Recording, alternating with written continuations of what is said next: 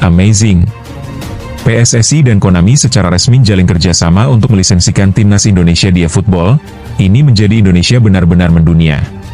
Kritikan Presiden UEFA terhadap rencana FIFA untuk Piala Dunia 2030, Presiden UEFA menilai bahwa ini hanya akan untungkan timnas Indonesia saja. Mereka paling berjasa tapi kenapa dibuang? Kisah pemain diaspora yang bangun timnas Indonesia dari nol.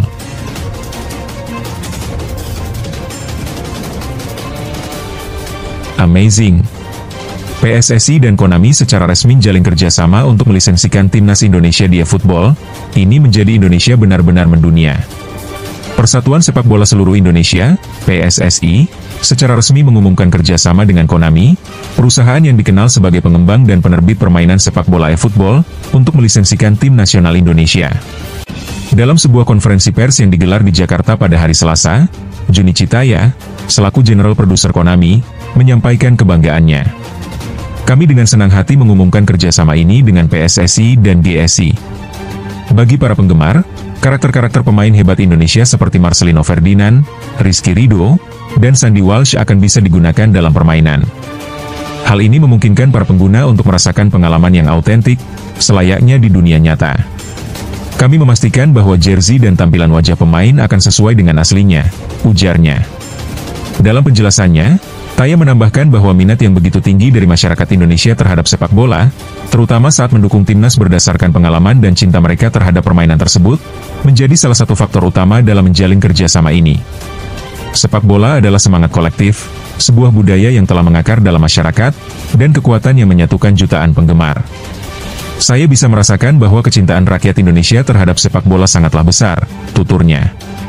Dengan kerjasama ini, timnas Indonesia kini dapat diakses dalam permainan eFootball, lengkap dengan seragam resmi, logo, lagu kebangsaan, serta detail wajah para pemain yang akurat. Ini memberikan kesempatan bagi para penggemar game untuk menikmati dan merasakan pengalaman yang lebih nyata ketika memainkan timnas Indonesia. Lisensi untuk timnas ini akan berlaku pada versi konsol maupun mobile dari game eFootball. Melalui kerjasama ini, kami berkomitmen untuk terus mendukung perkembangan sepak bola di Indonesia, tidak hanya di lapangan, tetapi juga secara digital. Kami ingin menciptakan inovasi dan metode baru untuk terhubung dengan tim nasional, tambah Taya. Direktur Garuda Sepak Bola Indonesia, GSI, Marcel Masita, juga mengungkapkan rasa antusiasnya terkait kerjasama ini. Ia menyatakan bahwa PSSI sangat senang bisa bermitra dengan Konami untuk menghadirkan timnas Indonesia ke dalam game eFootball. Tidak pernah terbayangkan sebelumnya kita bisa memiliki timnas Indonesia yang kita cintai ditampilkan di permainan eFootball. Kerjasama ini lebih dari sekadar untuk memperoleh pendapatan, tetapi juga merupakan sebuah pengakuan. Ini adalah suatu pencapaian yang signifikan, terutama karena hanya sedikit negara di Asia yang berhasil menjalin kerjasama langsung dengan Konami, jelas Marcel Masita. Dengan adanya kolaborasi ini, para pecinta sepak bola, terutama penggemar eFootball, tentunya akan sangat menantikan kehadiran timnas Indonesia di dalam permainan, yang sebagai bentuk pengakuan akan prestasi terus-menerus dari sepak bola Indonesia di kancah global. Tidak hanya mendukung perkembangan olahraga di lapangan, namun juga membawa wajah sepak bola Indonesia ke dunia digital dengan mengembangkan cara baru yang lebih interaktif dan inovatif untuk para penggemarnya. Di kesempatan yang sama, jersey timnas Indonesia di Indomaret ludes terjual, stok terbatas dan tingginya permintaan menjadi barometer timnas semakin dicintai. Jersey resmi dari tim nasional Indonesia yang tersedia di Indomaret Fresh saat ini berada dalam jumlah yang sangat terbatas dan bervariasi. Di salah satu lokasi Indomaret Fresh yang terletak di Tanjung Barat, Jakarta Selatan, hanya ada satu kontainer yang diterima untuk pengiriman pertama. Pengiriman pertama hanya satu kontainer dan kira-kira ada sekitar 50 unit, ujar Ara, seorang kasir di Indomaret Fresh Tanjung Barat. Ara menjelaskan bahwa penjualan jersey timnas di tempatnya baru dimulai kurang dari seminggu yang lalu. Permintaan terhadap jersey ini cukup tinggi, terutama di kalangan anak-anak. Anak-anak biasanya datang dan bertanya apakah ada jersey Indonesia. Begitu saya tunjukkan rak yang ada, mereka langsung melihat-lihat sendiri, ungkap Ara. Namun, banyak pengunjung yang akhirnya meninggalkan toko karena ukuran jersey yang mereka inginkan tidak tersedia. Stok yang ada hanya tersedia hingga ukuran XL, extra large. Mereka melihat hanya ada ukuran yang kami pajang, sehingga mereka pergi dan tidak jadi membeli. Ukuran yang kami miliki memang hanya yang kami terima dari pengiriman, tambah Ara. Pihak Indomaret Fresh juga tidak bisa memastikan kapan atau apakah ada pengiriman jersey baru yang akan datang, serta hingga kapan penjualan jersey tersebut akan berlangsung. Berdasarkan pengamatan yang dilakukan oleh Kompas.com, rak yang memajang jersey timnas Indonesia diletakkan dekat salah satu kasir. Saat ini, di Indomaret Fresh Tanjung Barat hanya tersisa 23 jersey dengan variasi ukuran M, L, dan XL. Jersey-jersey tersebut tersusun rapi dan dimasukkan ke dalam kardus mika yang tertulis Arspo. Sebelumnya, PSSI, Persatuan Sepak Bola Seluruh Indonesia, melalui PT Garuda Sepak Bola Indonesia, GSI, menjalin kerjasama dengan PT Indomarcho Prismatama, Indomaret, sebagai mitra retail modern dan minimarket resmi untuk timnas Indonesia. Kolaborasi ini diharapkan dapat mempermudah masyarakat untuk mendapatkan jersey resmi dari timnas Indonesia sekaligus mengurangi peredaran produk palsu atau tidak resmi. Kerjasama ini secara resmi diumumkan dalam acara penandatanganan MOU yang berlangsung di Menara Indomaret, Jakarta, pada Senin, 17 Maret 2025. Dalam kesepakatan ini, Indomaret akan menjadi satu-satunya retailer yang mendistribusikan jersey resmi timnas Indonesia secara eksklusif. Direktur Utama PT Garuda Sepak Bola Indonesia, Marsal Masita, menekankan pentingnya kerjasama ini dalam menangani maraknya peredaran jersey palsu di pasar. Bisa dilihat, banyak sekali jersey palsu atau KW yang dijual di Gelora Bung Karno, GBK, atau toko online. Hari ini kami umumkan bahwa hanya di Indomaret, kami akan mendistribusikan jersey resmi yang bisa dengan mudah diperoleh dengan harga yang sangat terjangkau, kata Marsal dalam siaran pers yang disampaikan pada Kamis, 20 Maret 2025. Dengan hadirnya kerjasama ini, diharapkan masyarakat dapat memperoleh produk yang berkualitas dan resmi tanpa harus khawatir mendapatkan barang palsu. Stok yang terbatas ini tentunya menjadi perhatian tersendiri bagi para penggemar timnas Indonesia, terutama menjelang momen-momen penting seperti kompetisi atau pertandingan. Keberadaan jersey timnas ini tidak hanya sebagai simbol kebanggaan nasional, tetapi juga menjadi merchandise yang sangat dicari. Oleh karena itu, bagi fans yang ingin mendapatkan jersey ini, disarankan untuk segera mengunjungi Indomaret Fresh sebelum stok benar-benar habis. Proses distribusi yang dilakukan oleh Indomaret merupakan langkah strategis untuk memperkenalkan produk-produk resmi timnas Indonesia ke masyarakat luas. Dengan kemudahan akses melalui jaringan minimarket, diharapkan para penggemar dapat dengan mudah mendapatkan jersey mereka. Kerjasama ini juga menjadi jawaban atas tingginya minat masyarakat terhadap produk resmi, yang sebelumnya sulit dijangkau. Diharapkan kolaborasi ini menjadi awal dari kemajuan dalam pemasaran produk olahraga di Indonesia, khususnya yang berkaitan dengan sepak bola. Dengan adanya langkah-langkah yang konkret untuk membasmi peredaran barang palsu dan mempermudah akses untuk mendapatkan produk resmi, diharapkan dapat meningkatkan kepuasan serta kebanggaan masyarakat Indonesia terhadap timnas sepak bola mereka.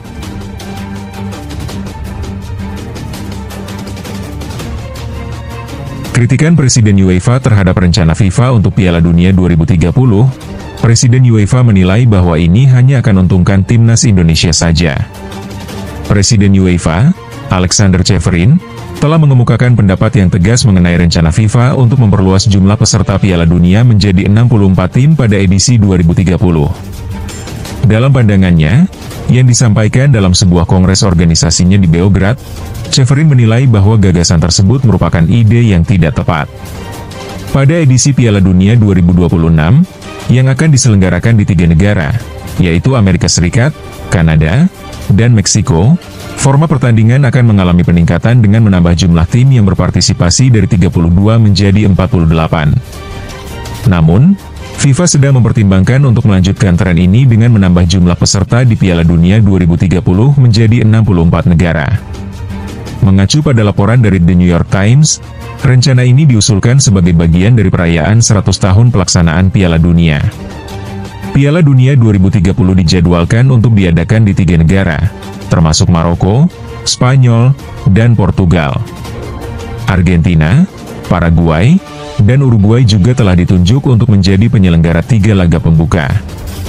Menariknya, Uruguay adalah tempat diadakannya Piala Dunia pertama pada tahun 1930 yang lalu, yang menjadi tonggak sejarah bagi sepak bola dunia.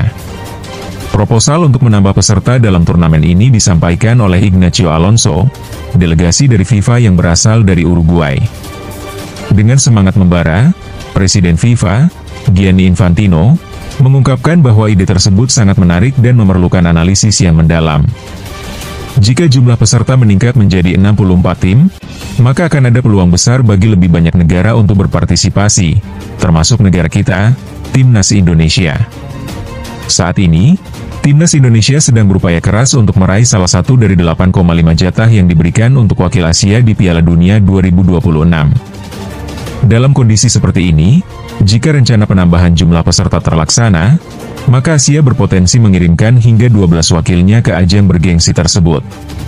Tentu saja, hal ini menjanjikan sebuah keuntungan signifikan bagi timnas Indonesia, yang saat ini berjuang untuk menembus batasan kelayakan yang ada. Namun, meskipun ada potensi keuntungan, Ceferin mengkritik keras ide perluasan ini. Menurutnya, langkah menambah jumlah peserta menjadi 64 negara justru dapat berdampak negatif terhadap kualitas kompetisi itu sendiri. Ia menyatakan, mungkin ini lebih mengejutkan bagi saya daripada bagi Anda. Saya berpikir ini adalah ide yang buruk. Saya rasa ini bukan keputusan yang baik untuk Piala Dunia itu sendiri. Ini juga bukan ide yang tepat untuk proses kualifikasi kami, seperti yang Anda ketahui. Jadi, saya tidak mendukung gagasan itu. Lebih lanjut, Ceferin mengungkapkan kekecewaannya dengan menyatakan bahwa informasi mengenai proposal ini tidak pernah didiskusikan sebelumnya di kalangan anggota UEFA sebelum diajukan dalam rapat Dewan FIFA. Menurutnya, penambahan jumlah peserta berpotensi membuat tim-tim yang peringkatnya lebih rendah dapat berkompetisi di ajang Piala Dunia, yang pada gilirannya akan mengurangi tantangan yang biasanya dihadapi oleh tim-tim besar di fase grup.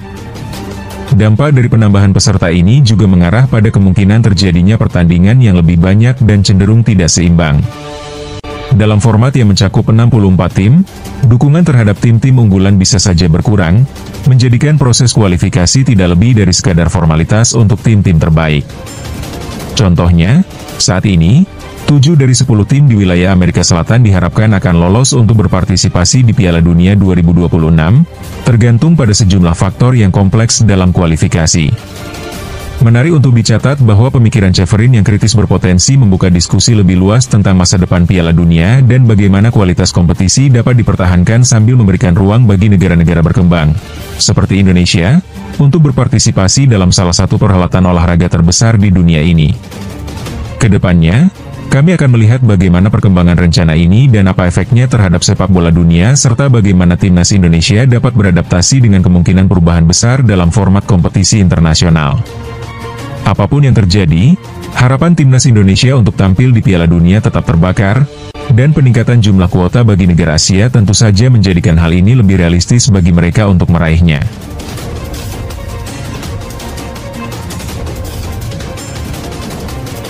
Mereka paling berjasa tapi kenapa dibuang? Kisah pemain diaspora yang bangun timnas Indonesia dari nol. Ini pencapaian tim nasional Indonesia yang pertama kali berhasil bisa lolos ke Piala Dunia 2026. Ucapan seperti ini tentunya akan kita dengar jika timnas Indonesia berhasil mengukir sejarah baru. Namun, di balik kegembiraan dan kebanggaan yang kita rasakan, tersimpan banyak kisah di balik perjalanan yang penuh tantangan. Suasana stadion sunyi ketika lampu-lampu padam. Di sudut yang sepi, Shin Taung berdiri sendirian, menatap lapangan kosong yang baru saja menyaksikan pertandingan penting. Matanya menerawang ke masa lalu, kembali ke tahun 2019 saat ia pertama kali melangkah ke Indonesia, di mana peringkat timnas terpuruk di posisi 173 dunia, jauh tertinggal dari negara-negara ASEAN lainnya. Dalam hati, ia berkata, kita harus memulai dari awal. Saat itu, tak seorang pun menyadari bahwa di tengah keraguan, benih kebangkitan tengah ditanam. Di belahan dunia yang berbeda, 3 pemain diaspora, Sandy Walsh, Jordi Ahmad, dan Shane Patinama, tengah membuat keputusan yang akan mengubah sejarah sepak bola Indonesia. Suatu malam yang dingin, Sandy Walsh memandang dokumen naturalisasi yang ada di hadapannya, saat tiba-tiba teleponnya berdering. Tawaran dari Federasi Sepak Bola Irlandia datang. Kamu bisa langsung bermain untuk kami, ujar suara di seberang telepon. Namun, Sandy teringat akan foto masa kecilnya dan kisah kakeknya yang selalu menceritakan keindahan Indonesia. Kakek, saya ingin membela tanah airmu, bisiknya. Proses naturalisasi Sandy berjalan sangat lambat. Selama 7 tahun, ia menyaksikan timnas Indonesia berjuang di kualifikasi Piala Dunia, sementara teman-temannya di Eropa berlaga di turnamen bergengsi. Sandy harus berjuang melawan birokrasi dan ketidakpastian. Di tahun 2023, Stadion Gelora Bung Karno bergemuruh saat Sandy akhirnya mengenakan seragam merah putih dan mendengar lagu kebangsaan Indonesia. Air mata mengalir saat ia menyadari bahwa pengorbanannya tidak sia-sia. Ia telah memilih jalan yang lebih sulit, tetapi kini ia merasa itu adalah takdirnya. Kemudian ada Jordi Ahmad, seorang kapten yang datang di saat yang tepat. baru saja menyelesaikan musim yang cemerlang di La Liga, agennya menawarkannya beberapa opsi untuk bermain di klub-klub luar Spanyol. Jordi memilih bergabung dengan Cassiopen, sebuah klub kaya di Liga Belgia. Namun, pandangannya tertuju pada berita timnas Indonesia yang baru saja mengalami kekalahan telak. Kekalahan itu seperti sebuah bisikan yang mengatakan, lihatlah mereka butuh pemimpin. Setelah mempertimbangkan dengan matang, Jordi akhirnya mengumumkan bahwa ia siap membela tim nasional Indonesia. Kedatangan Jordi menggemparkan media di Indonesia. Mantan pemain La Liga dan mantan kapten timnas Spanyol U21 memilih untuk memperkuat timnas Indonesia di saat tim ini berada di titik terendah. Pertandingan pertamanya pun tiba, dan Jordi menunjukkan ketangguhan yang belum pernah dilihat oleh para supporter Indonesia. Namun, yang penting adalah bahwa Jordi bukanlah sosok pertama yang ingin memperkuat Indonesia, melainkan Sandy Walsh yang lebih dahulu. Namun, saat nama besar Jordi diumumkan, supporter Indonesia merasa terbangun. Mereka menuntut PSSI untuk memastikan pemain sekelas Jordi tidak terlewatkan. PSSI pun beraksi. Berkas naturalisasi Sandy yang sebelumnya terhenti mendadak diproses bersama dengan berkas Jordi. Meskipun ada beberapa pemain lain seperti Mai Hilkers dan Kevin Dick, keputusan mereka masih belum pasti, mungkin disebabkan oleh ketidakpastian masa depan sepak bola Indonesia. Saat PSSI mengalihkan fokus ke pemain dari utara benua Eropa, Shane Patinama muncul. Saat itu, Shane masih bermain untuk Viking VK, tim yang kuat dalam persaingan menuju Liga Champions. Namun, hidupnya berubah ketika ayahnya, yang selalu bercerita tentang Indonesia, meninggal dunia. Di saat berduka itu, Shane merasakan dorongan untuk mewujudkan impian ayahnya dan membuatnya bangga. Ia percaya bahwa saat ia bermain untuk Indonesia, itu akan membuat ayahnya tersenyum di surga. Meskipun proses naturalisasi tidaklah mudah, Shane bertekad untuk memenuhi janji tersebut. Ketika akhirnya dapat mengenakan seragam timnas Indonesia, Shane menatap langit sebelum pertandingan. "Ayah, saya di sini," ucapnya dalam hati. Ia pun mencetak gol pertamanya untuk Indonesia, sebuah tendangan indah yang menggetarkan gawang Irak. Sementara itu, di tahun 2019, Shin Taung, yang saat itu dianggap berani karena melatih timnas Indonesia yang sedang terpuruk, menghadapi kritik dari berbagai pihak. Tahun-tahun awalnya penuh tantangan, namun dengan tekun ia membangun fondasi yang kuat bagi tim. Ia merekrut pemain-pemain diaspora dan mengembangkan sistem yang menanamkan mental juara. Saat timnas mulai menunjukkan kemajuan, Shin Taeyong justru dipecat. Ia pergi tanpa trofi, tetapi meninggalkan warisan yang tak terlupakan, sebuah tim yang lebih kuat dan percaya diri. Ada satu sosok yang tak boleh dilupakan, yaitu Elkan Bagot, seorang anak muda yang pernah menjadi pemain di Ipswich Town di Liga 3 Inggris.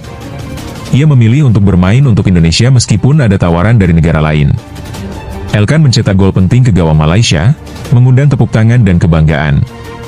Meskipun kini wajah timnas mulai berubah, kenangan-kenangan itu tetap terukir dalam ingatan. Kini, meski ada ancaman pergeseran generasi, warisan mereka tetap ada. Mereka, dengan segala perjuangannya, telah menjadi akar yang menyokong tim yang kini tumbuh subur dan berprestasi. Seperti akar yang tersembunyi di tanah, meski tak terlihat, mereka adalah bagian penting dari kekuatan pohon yang tegak berdiri.